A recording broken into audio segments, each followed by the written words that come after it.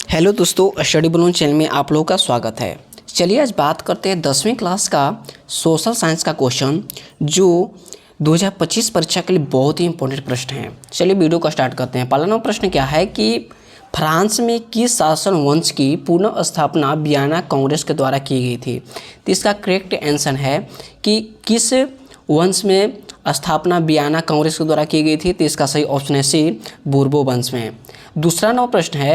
दूसरा प्रश्न कि मेजनी का संबंध किस गठन से था। मेजनी का संबंध किस गठन से था। इसका सही ऑप्शन है कार्बोनरी से था। किससे? कार्बोनरी से मेजनी का संबंध था।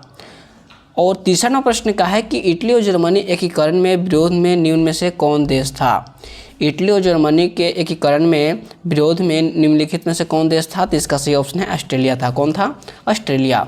चौथा नंबर प्रश्न बहुत ही इंपॉर्टेंट है कि काउंट काबूर को विक्टर एमुलियन ने किस पद से नियुक्त किया गया था। किस पद से नियुक्त किया गया था। तो इसका सही ऑप्शन है प्रधानमंत्री से। किससे? प्रधानमंत्री से नियुक्त किया गया था। पांचवा प्रश्न है कि जर्मन राइन राज्य का निर्माण किसने किया था। जर्मन राइन राज्य का निर्माण किसने किया था।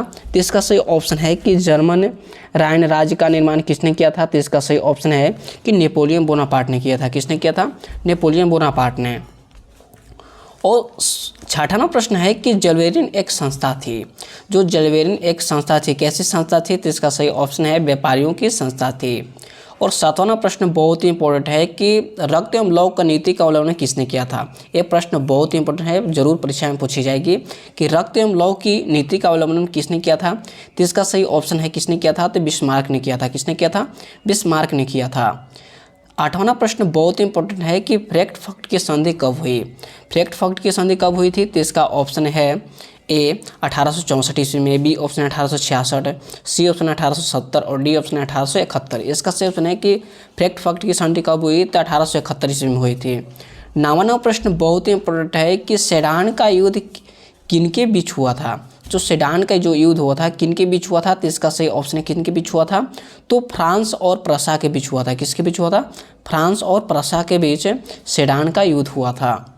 10 नंबर प्रश्न बहुत ही इंपॉर्टेंट है कि बिस्मार्क निम्न में क्या था। जो बिस्मार्क था निम्नलिखित में से क्या था। तो इसका सही ऑप्शन है कि बिस्मार्क ने क्या था। तो कूटनीतिज्ञ था। क्या था? कूटनीतिज्ञ था। 11 नंबर प्रश्न है कि निम्नलिखित में से किस समझौता को दिल्ली समझौता के नाम से जाना जाता है। 11वां प्रश्न बहुत ही इंपॉर्टेंट प्रश्न है कि निम्नलिखित में से किस समझौता को दिल्ली समझौता के नाम से जाना जाता है। तो इसका सही ऑप्शन है कौन समझौता को? गांधी इरविन समझौता को दिल्ली समझौता के नाम से जाना जाता है। 12वां प्रश्न बहुत ही इंपॉर्टेंट है कि लखनऊ समझौता किस वर्ष हुआ। लखनऊ जो समझौता हुआ था किस वर्ष हुआ था। तो इसका ऑप्शन है 1916 ईस्वी में, बी ऑप्शन है 1918 और सी ऑप्शन है 1920 और डी ऑप्शन है 1922। इसका सही ऑप्शन है कि लखनऊ समझौता किस वर्ष हुआ था। तो इसका सही ऑप्शन है कि 1918 ईस्वी में लखनऊ समझौता हुआ था।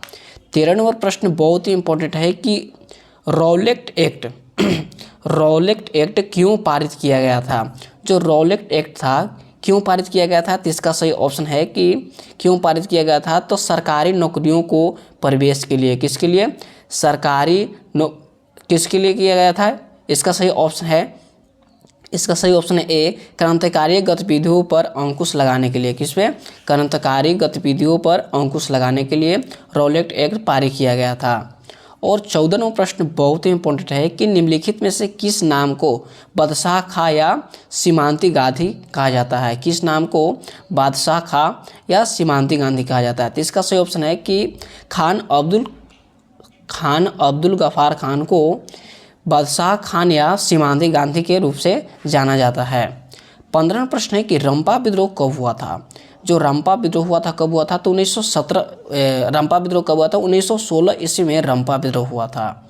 और 16वां प्रश्न बहुत ही इंपॉर्टेंट है कि नरोत्तम सिहानुक कहाँ के शासक थे। नरोत्तम सिहानुक कहाँ के शासक थे। तो इसका सही ऑप्शन है कि कंबोडिया के शासक थे। कहाँ के थे? कंबोडिया के शासक थे। 17वां प्रश्न बहुत ही इंपॉर्टेंट है कि the history of the Vietnam किसने लिखा।